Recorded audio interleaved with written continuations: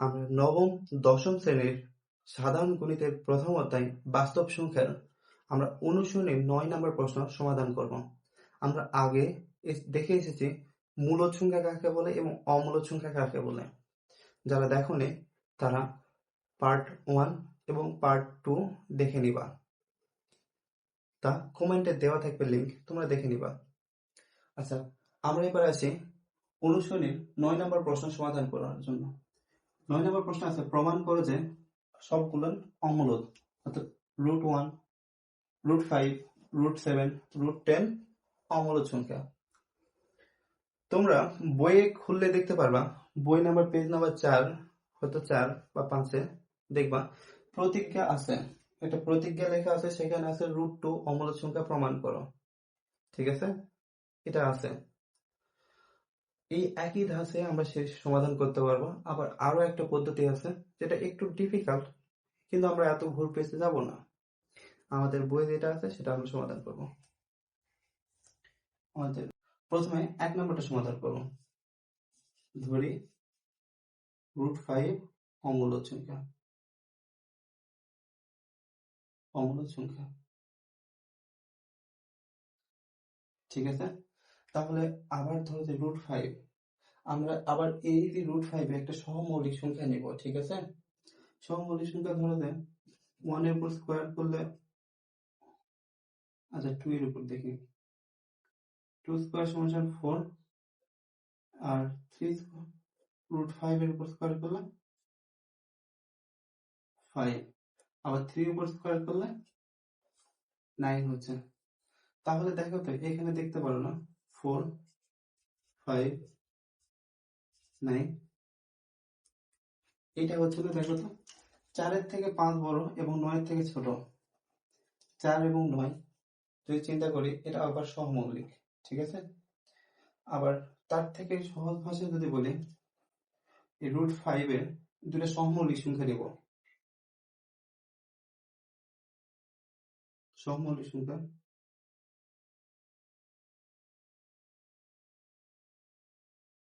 সংখ্যা ধরি পি এবং কিউ। ঠিক আছে, পি এবং কিউ। কিউ এর মান সবসময় 1 এর থেকে বড় হতে হবে। ঠিক আছে, কিউ এর মান 1 এর থেকে, অর্থাৎ q not equal 0, q not equal 1, সবসময় 1 এর থেকে বড় হতে হবে। ঠিক আছে, তাহলে এই যে √5 আছে, আমরা ধরলাম এটা একটা মূলদ সংখ্যা। আবার ধরি √5 মূলদ, মূলদ সংখ্যা। আচ্ছা, আমরা কি জানি মূলদ সংখ্যা কাকে বলে? তাকে পি বাই কিউ আকারে প্রকাশ করা যায়, তাকে মূলদ সংখ্যা বলে। সুতরাং √5 পি ডিভাইডেড কিউ। আমরা এই যে এখানে সহমৌলিক সংখ্যা লিখছি পি এবং কিউ, পি ডিভাইডেড কিউ। এই যে রুট আছে, আমরা রুটকে উঠাই দেব। ঠিক আছে, রুটকে উঠানোর জন্য কি করব? বর্গ করব। আমরা উভয় পক্ষকে বর্গ যদি করি, √5 বর্গ ইকুয়াল পি ডিভাইডেড কিউ এর উপর বর্গ। তাহলে কি হবে? রুট এবং স্কয়ার উঠে গেলে থাকবে 5 ইকুয়াল পি স্কয়ার ভাগ কিউ এর উপর স্কয়ার। ঠিক আছে, আমরা এই পাশে আসি। এবার এই পি স্কয়ার ভাগ কিউ স্কয়ার এখানে আছে 5 ইকুয়াল পি স্কয়ার ভাগ কিউ স্কয়ার। এবার দেখো তো এখানকার একটা কিউ 1 ডিভাইডেড কিউ দ্বারা উভয় পক্ষকে গুণ করে। আচ্ছা, কিউ দ্বারা, সরি, কিউ দ্বারা গুণ। কিউ দ্বারা যদি গুণ করি, তাহলে এখানে দুইটা কিউ আছে, তাই না? ধরলাম এখানে কিউ, তাহলে কিউ দ্বারা গুণ করলে তাহলে 5 কিউব হচ্ছে, আর এখানে কিউ, একটা কিউ কাটা গেলে পি স্কয়ার ভাগ কিউ হবে, তাই না? আচ্ছা দেখো, আমরা এখানে দেখো তো 5 কি বাস্তব সংখ্যা, তাই না? আর হচ্ছে কিউ কি? 5 বাস্তব এবং মূলদ সংখ্যা। এবং কিউ যদি যাদের ধরি একটা পূর্ণ সংখ্যা যদি হয়, আমরা কি নিছি এখানে? সহমৌলিক নিছি। তার মানে কি কিউ একটা পূর্ণ সংখ্যা। তাহলে 5ও একটা হচ্ছে মূলদ সংখ্যা, এটাও একটা মূলদ সংখ্যা। মূলদ সংখ্যা হলে মূলদ সংখ্যা হলে 5 কিউ তাহলে কি হবে? 5 কিউ সমান সমান মূলদ সংখ্যা হবে।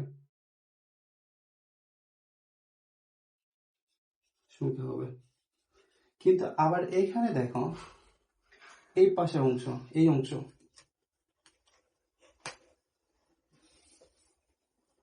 এই অংশটা দেখলে বুঝতে পারবা। দেখো এই পি এর মানও কিন্তু মূলদ। পি যদি আমরা ধরি, পি এবং কিউ মূলদ সংখ্যা হলে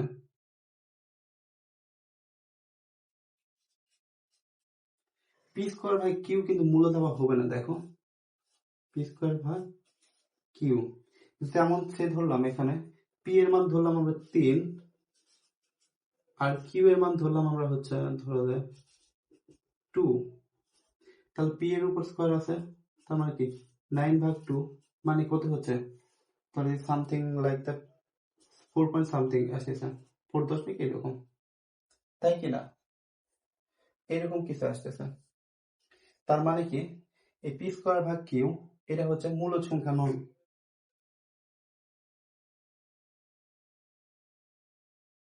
মূলদ নয়।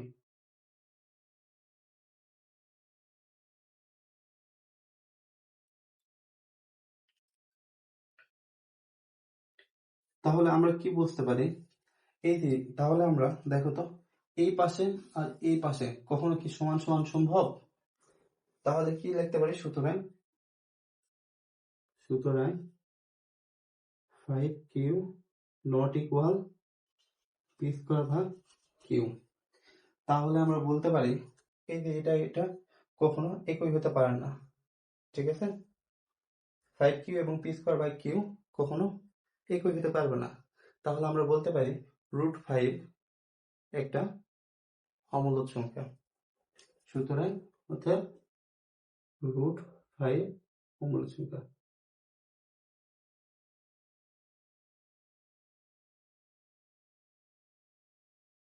ঠিক আছে? তোমরা আবার একবার দেখে নাও। দেখো প্রথমে √5 কে অমূলদ সংখ্যা ধরে নিছি, ঠিক আছে?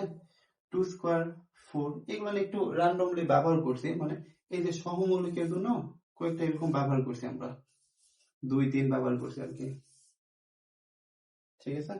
তাহলে আমরা সহমৌলিক সংখ্যা ধরছি পি এবং কিউ। আবার ধরি √5, আবার প্রথমে কি ধরলাম? √5 অমূলদ সংখ্যা, পরে কি ধরতেছি আর কি? √5 মূলদ সংখ্যা। ঠিক আছে? আবার সুতরাং তাহলে √5 সমান কি আমরা লিখতে পারি? পি বাই কিউ, তাই না? আমরা জানি মূলদ সংখ্যা পি বাই কিউ আকারে প্রকাশ করা যায়, সেইভাবে করছি। তাহলে √5 করছি, √5 কে বর্গ করছি, এই পাশে আমরা বর্গ করছি। তারপর দেখো ক্যালকুলেশন করছি, কিউ দ্বারা গুণ করছি। আমরা এই যে কিউ আমরা সহমৌলিক লিখছি, তাই না? কিউ আমরা সহমৌলিক লিখছি। তার মানে কি 5 এবং কিউ দুটাই মূলদ সংখ্যা হলে 5 কিউ মূলদ সংখ্যা হবে। আর পি এবং কিউ মূলদ সংখ্যা হলে পি স্কোয়ার ভাগ কিউ মূলদ সংখ্যা নয়। তাহলে এই পাশে ডান পাশে, বাম পাশে এবং ডান পাশে কখনো সমান হতে পারবে না।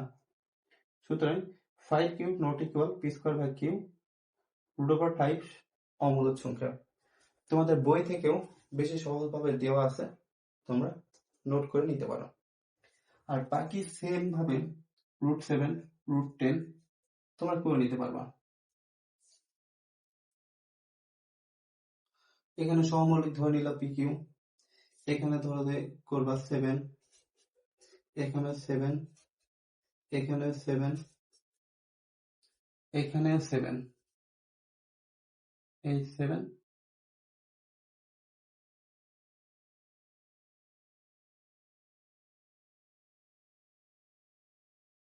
7, ঠিক আছে। পরেরটাতে 2 নাম্বার যদি আমরা করতে চাই তাহলে ধরি √7 অমূলদ সংখ্যা, দুটি সহমৌলিক সংখ্যা ধরছি p/q, ধরি √5 মূলদ সংখ্যা, √7, তারপর এই যে একই ক্যালকুলেশন, ঠিক আছে, তোমরা নিজেরা পারবা। এবার আমরা 10 নম্বর প্রশ্ন সমাধান করব, ঠিক আছে। আচ্ছা, এবার পরের অঙ্কে আসি। পরের অঙ্ক আছে, দেখো কতে আছে, 10-এর কতে আছে 0.31 এবং 0.12 এর মধ্যে দুটি কি সংখ্যা বের করতে বলছে? অমূলদ সংখ্যা নির্ণয় করো। আচ্ছা, আমরা সমাধান করি।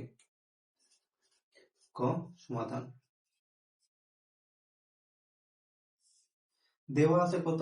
0.31 এবং দেওয়া আছে 0.31 এবং 0.12, ঠিক আছে। ধরি দুটি অমূলদ সংখ্যা, অমূলদ এ এবং বি, ঠিক আছে, এ এবং বি। তাহলে এখন আসি, ধরো এর মান আমরা বের করবো, ঠিক আছে। আমরা এর মান বের করবো, এ সমান সমান এই দুটার সংখ্যা, অর্থাৎ এই যে 12, ধরো 0.12, এর থেকে যদি একটু বেশি আমরা সংখ্যা বের করতে চাই, ধরো এর থেকে বড়, যদি 0.12341000000012 এরকম বড় কোনো সংখ্যা আমরা বের করতে পারবো না, পারবো তো, তাই না? কিন্তু আমরা স্বাভাবিকভাবে একটা সংখ্যা নিব, সেটা হচ্ছে 0.1249 দেওয়া একটা সংখ্যা নিব, ঠিক আছে, এরকম একটা সংখ্যা নিব। কি কি সংখ্যা নিব? ধরলাম 0.31 প্লাস 0.1249 আমরা এই দুইজনের গড় বের করব। গড় বের করা তো আমরা শিখছি, দুটা সংখ্যা থাকলে 2 দ্বারা ভাগ, তিনটা সংখ্যা থাকলে 3 দ্বারা ভাগ, চারটা সংখ্যা থাকলে 4 দ্বারা ভাগ, ঠিক আছে। আমাদের যদি বলে অসংখ্য মানে 10টা অমূলদ সংখ্যা বের করো, তাহলে এরকম 2 এর ক্ষেত্রে নিচে 10 দিব, এরকম 10টা সংখ্যা বের করে ভাগ করব, ঠিক আছে, তাহলে হয়ে যাবে। তাহলে এই যে আমরা যদি গড় করি, গড়ের মান কোথায় আসবে বলো? গড়ের মান ক্যালকুলেট করলে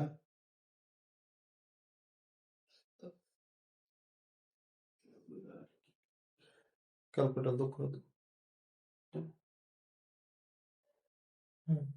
কত কি এইটা আর এটা যোগ করো।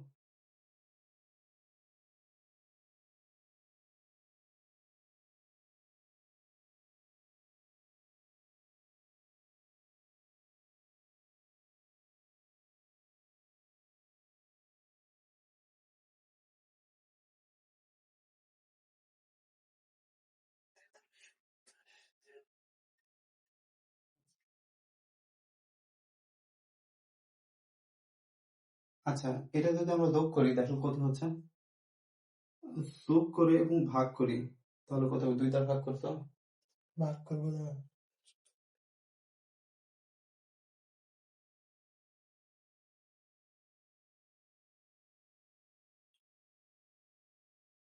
0.71।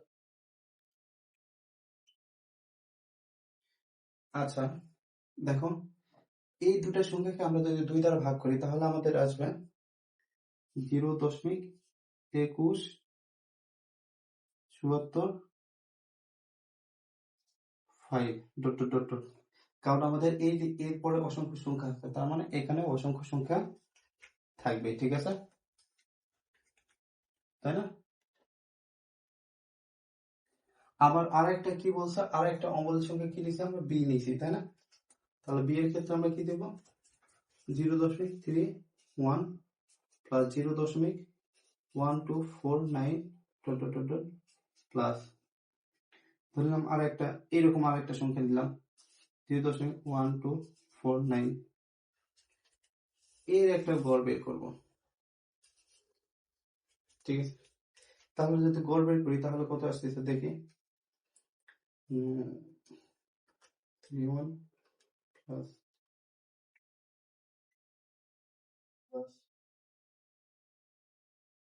1 2 4 9 ভাগ 3 কত আসতেছে দাঁড়াও, আসতেছে হচ্ছে 0.1866 এরকম আসতেছে।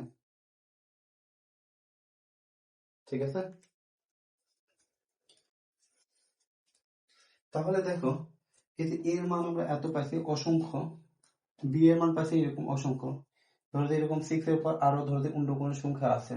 ঠিক আছে, তাহলে আমরা কি দেখতে পাচ্ছি, দেখতে পাচ্ছি না আমরা এরকম কিছু, সেটা হচ্ছে 0.31 এর থেকে এর মান বড়, সরি 0.3 থেকে একটু উল্টা হয়ে গেছে। আচ্ছা, আমরা কি দেখতে পাচ্ছি না 0.12 থেকে এই যে এর মানটা বড়, এর মান বড়, তার থেকে দেখো এটার থেকে আবার এটা বড়, বি এর মান বড়, তার থেকে বড় কোনটা, 0.31। তাহলে আমরা বলতে পারি, দেখো তো এই দুটার মাঝে এ বি এর মান, তাই না? তাহলে আমরা বলতে পারি হচ্ছে নির্ণয়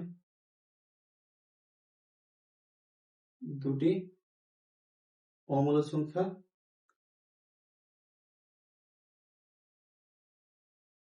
এ এবং বি।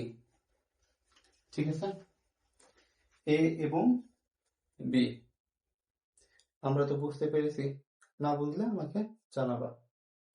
এবার আসি পরের অঙ্কে, 1/√2।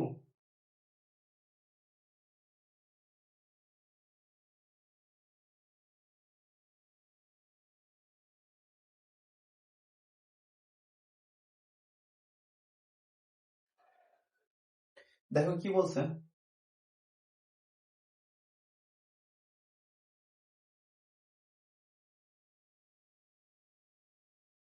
পরেরটাতে দেখো 1/√2 এবং √2 এর মধ্যে একটি মূলদ এবং একটি অমূলদ সংখ্যা নির্ণয় করো।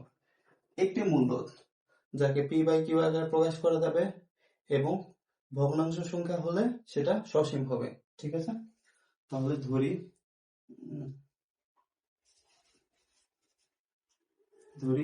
এ মূলদ এবং বি অমূলদ। ঠিক আছে, তাহলে এই দেওয়া আছে, আমরা তো ওটা লিখবো। তাহলে এ সমান সমান কত লিখতে পারি, 1/√2 সমান কত,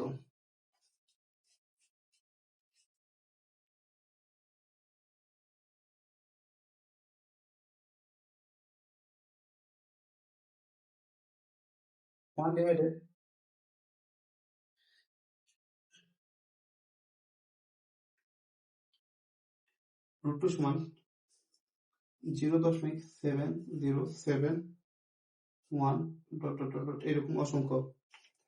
ঠিক আছে, আমরা কয়েকটা নিলাম। তাহলে চিন্তা করো এইটা থেকে এটা আর √2 এর মান কত,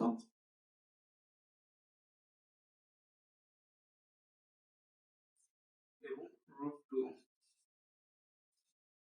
1.4142 ডট ডট ডট এইরকম অসংখ্য আছে।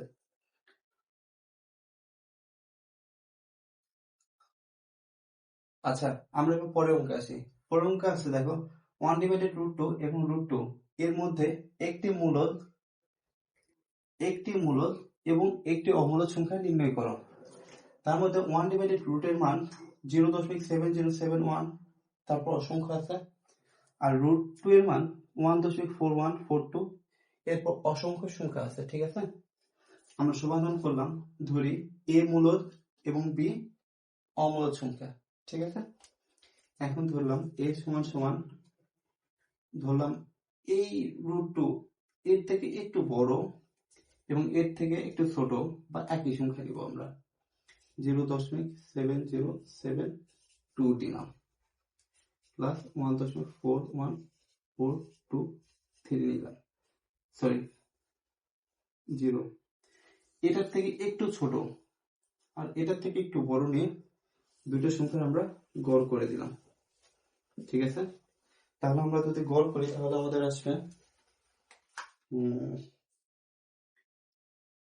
7072 প্লাস 1.4142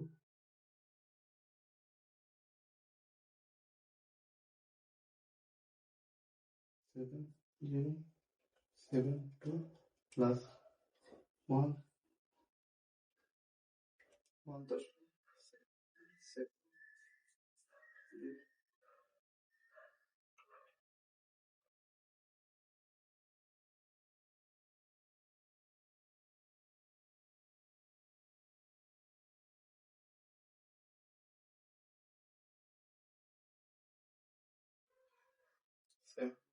7072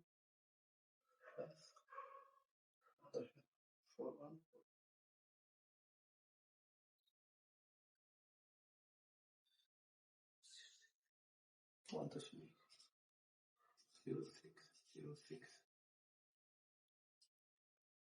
আচ্ছা, তাহলে এই যে গড় যদি আমরা করে দিই তাহলে এর মান আসতেছে 1.0606। ঠিক আছে, দেখো তো এটা কি সসীম না, তাই কিনা? আবার এটাকে পি বাই কিউ আকারে চাইলে আমরা প্রকাশ করতে পারবো। ঠিক আছে, তাহলে কি এটা একটি মূলদ সংখ্যা। আবার ধরি অমূলদ সংখ্যা বি, তাই না? বি অমূলদ। এই যে এই সংখ্যা বা এই একটা সংখ্যা, এই দুটো সংখ্যাকে আমরা নিতে পারি। ঠিক আছে, 1/√2 প্লাস √2, এই দুটার আমরা গড় করব। ঠিক আছে,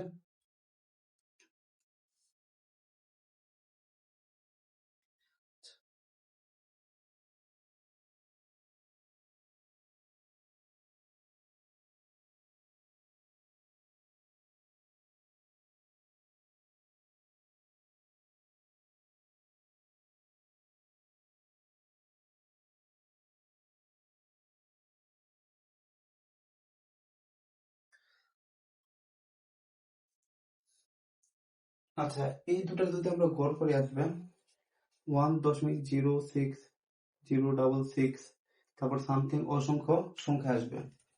ঠিক আছে, অসংখ্য সংখ্যা আসবে। তাহলে দেখো তো এটা তো একটা সসীম আর এটা অসীম, তাই না? সসীম, অসীম, অসীম সংখ্যা, তাই না? তাহলে আমরা এই যে দেখো তো আমাদের কি বলছে, এই দুটা সংখ্যার মাঝখানে মানে এই মান এবং এই মানের মাঝখানে নিতে হবে। ঠিক আছে, ধরো যে এখানে আছে √2 সংখ্যা আর এখানে আছে √2, এর মাঝখানে যে কোনো একটা সংখ্যা নিলেই তো আমাদের হয়ে যাচ্ছে, তাই না? তাহলে আমরা বলতে পারি এ মূলদ এবং বি অমূলদ সংখ্যা। কারণ দেখো 1/√2 এর থেকে এর মান বড়, তার থেকে আবার বি বড়ই বলা যায়। ঠিক আছে, এবং তার থেকে আবার হচ্ছে √2 বড়। ঠিক আছে, এই যে দেখো, তার মানে ধরো যে এ বি এই দুটার কোথাও মাঝখানে আছে, কোনো জায়গায় আছে। বুঝছো আমার কথা? মানে দুইটা সংখ্যার মাঝখানে যে কোনো দুইটা সংখ্যা বের করে দিলে আমাদের হয়ে যাচ্ছে, এর কোনো ধারাবাহিক নিয়ম নেই। ঠিক আছে, আমরা পরের পার্টে আসি।